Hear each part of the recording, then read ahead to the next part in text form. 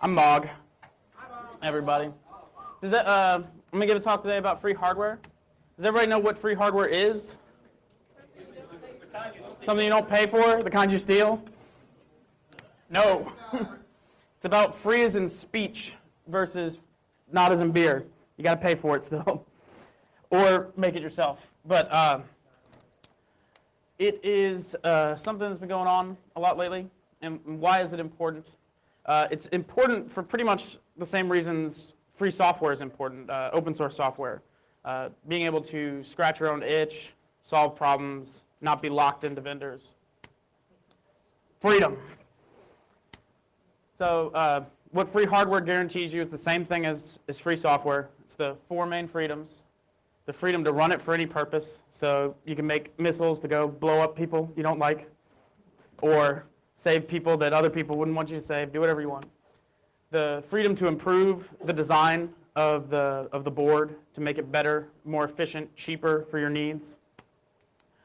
The freedom to give those changes out to everybody so that they can do the same thing. And then the freedom to distribute the changes you made on top of the original document so that other people can share in the fruits of your labor. So that's the four freedoms, and that's what open source hardware and open source software is all about, is guaranteeing those freedoms so that everyone can work together and produce better stuff for everybody. The fourth one is the freedom to redistribute changes. So there's like a project a lot of people are probably familiar with called Pine, for example. It's an email viewer from back in the day. And you still use? Right, it's free, but you can't distribute your changes on top of Pine. And so it's not free. It's only mostly free, 99% free. It's cheap, because prices go to zero, everybody wins, except greedy people. It's easy to use. Everything about how the hardware works is well documented. There's no secrets. There's no like, don't run this at X temperature for 8 minutes or it's going to blow up. Everything's available. There's no lock-in. So with other non-free stuff, you buy it and then you have to keep buying it from that person forever. It's pretty obvious. And then the other thing is there's no lockout. So you can't have it so that other people can't buy it and you can't share that with the other people. It's very similar to the same four freedoms, it's just more explicit, I guess. So why does it matter now? In the past, last couple of years, maybe last 5-10 years, there's been a big explosion in the hobbyist market because it has gotten significantly cheaper to produce your own hardware. And because of that, we've seen a lot of stuff. There's the Arduino. It's thousands of clones that everyone's made, from Cduino, LilyPad, et cetera, et cetera. There's tons of them. There is the Chumby, which I'm sure a lot of y'all know about. It's a cool little Linux device, but all the ARM chip on it, everything is all free to go build your own Chumby and not give Greg any money. There's Pandora. Good project. Niagara, the chip is actually 100% free. The spec is all written down. You just need your own $1 million fab plant to make your own. It's pretty good. There's the RepRap and MakerBot, the 3D printers that were upstairs last night. You can build your own objects.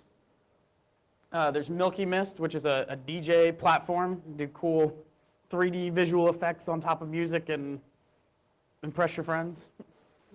There's Oozebox, which is like a clone of an SNES. Make your own games, have your own free game system. Just tons of stuff. Bug is kind of like Arduino. It's an open hardware kit that's like Legos. You just push visual modules or audio detectors, everything you just lock in. So there's just tons and tons and tons of stuff out there right now. And it's all great. But the problem is it's not yours. Somebody else did all that work. So you guys need to get involved, make your own fun things. So the GNU way of doing this is there's a software suite called JITA, and it's made up of several different tools that allow you to go from an idea to producing hardware that you actually have in your hands. And so it's a lot like GCC in that it's 20 some odd tools that all come together to do specific little tasks. The primary one is called G-Scheme. It's a tool that allows you to build schematics. So you take the definitions of what the chips do, and you build it all together, and you verify logistically that it's all correct.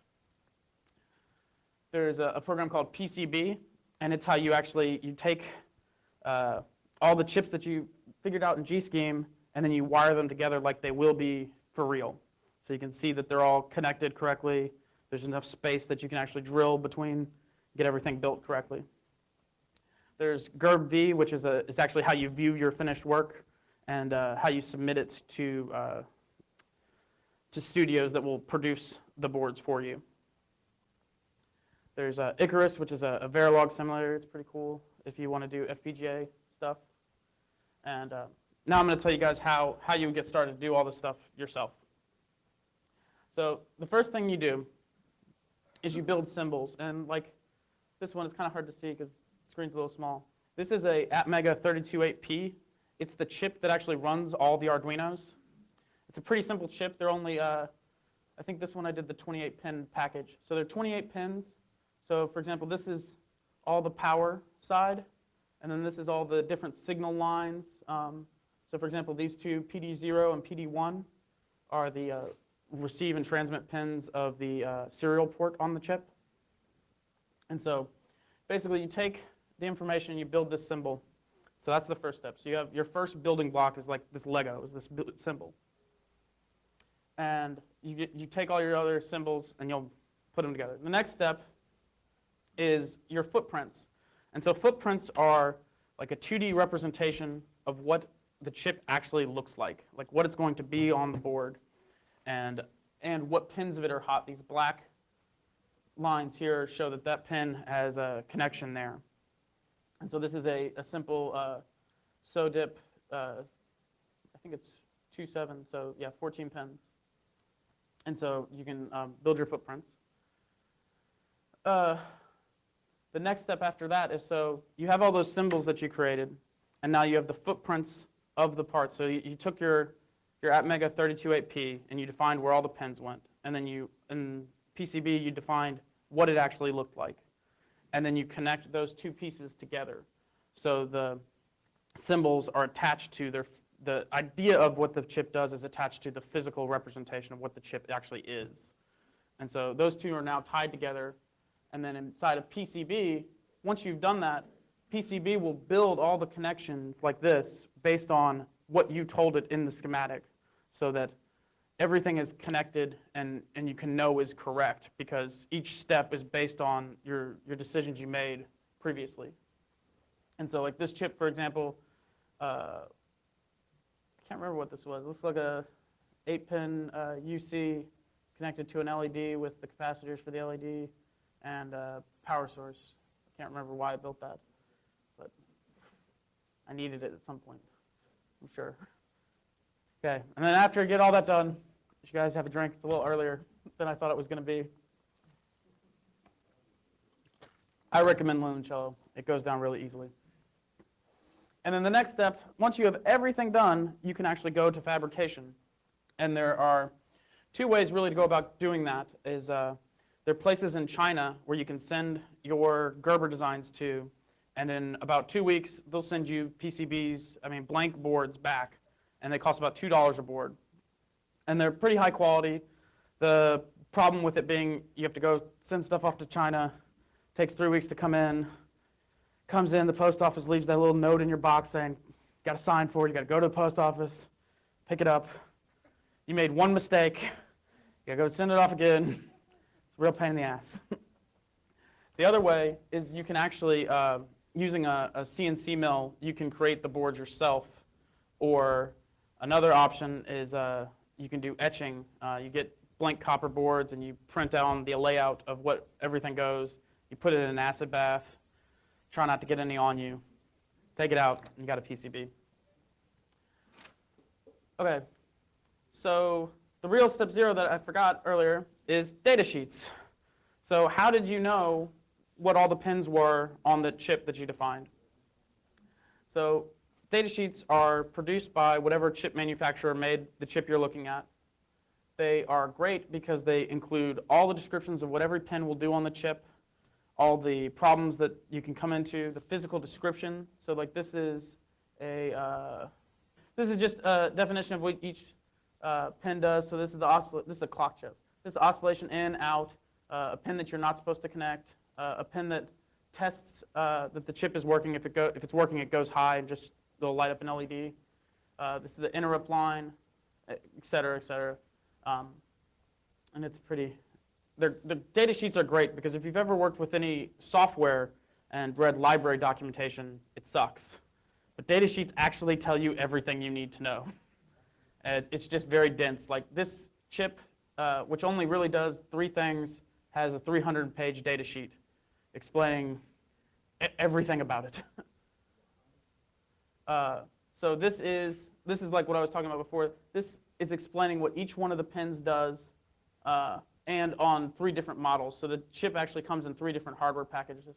So this is a 2-row pin flat pack or dip package. That's a QFN. It's a very tiny chip, hard to work with by hand, and that is a flat pack, but it's on the board. It's easy to work with.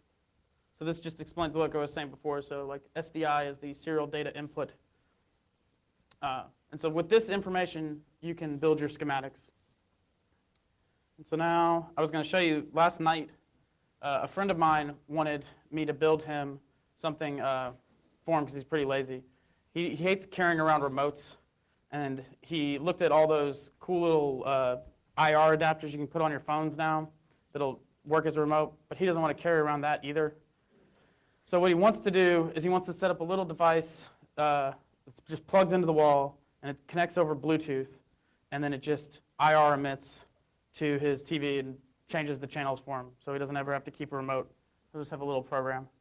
And so last night, I built it. So I figured I'd just show you guys real quick. This is just me doing it.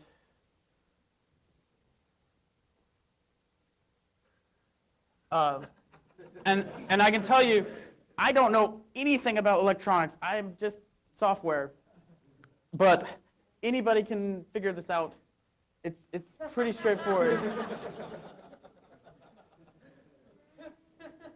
So like I was saying before, so we're going to start from the beginning. So the first thing I did is I actually kind of knew that a chip existed, but I couldn't remember what it was called. So I went to eBay, and I searched Bluetooth chip, which was really stupid because everything's called Bluetooth chip. I was drunk. And then I searched for Bluetooth, which is even dumber. But then I remember Bluetooth UART. So that's UART is a serial interface, but for chips. It's just direct input and output lines, no fancy stuff on top of it. So I looked for the one I was looking for, found it. Scroll down, realized I had no script on, couldn't see all the eBay stuff. Flipped it again. Internet here is really slow. Kept going, come on. Found the person's manufacturer page, but then ended up not having the data I wanted. Couldn't find the data sheet, got really annoyed. Found some data sheet, but it was the wrong one. Keep going. Something happened here. Downloaded that data sheet. It was full crap. Had too much stuff, yeah. Tried another one. Sometimes you can't find them, especially for like this one in particular is it's a very low run. Most chips they have thousands and thousands of them, but these guys are some cheap people in China that are skeezy. That's when I got up to get a drink. So yeah, I couldn't find the data sheet. I decided not to stop because it's important that I get this done. So that actually had most of the information I wanted from the data sheet. You'll see the images will say how far apart the pins are and what the pins do. And given that this is something just simple for my friend, I didn't really care. So this is G-scheme, like I was talking about before. And I'm just going through each pin, trying to type them out. It's a little difficult. Got through, and then I labeled all the pins exactly like their sheet has, so I have a good record of what everything does. You'll notice with a lot of chips, they're very wide range. In particular, this chip can plug in directly over USB. It has a USB driver mode, so you can just plug it into your port on your machine. It also has a SPI, so it can plug into any chip, just about any UC.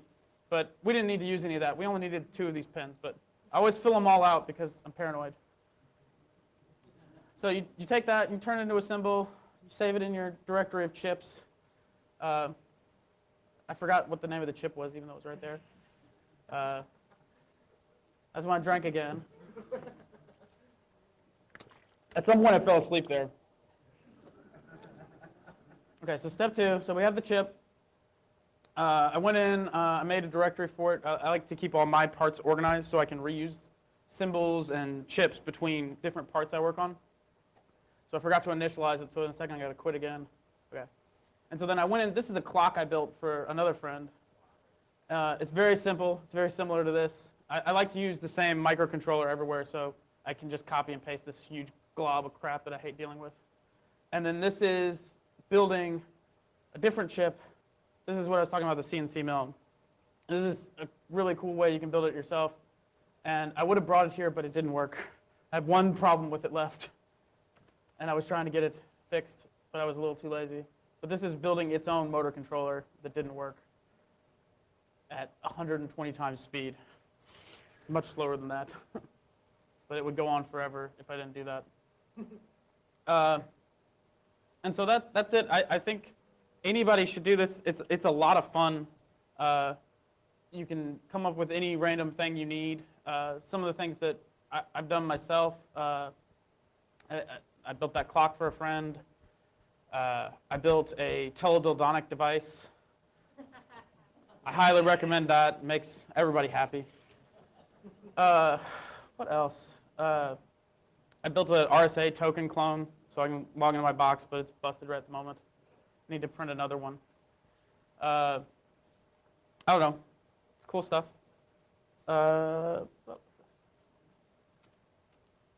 Thanks. Any questions?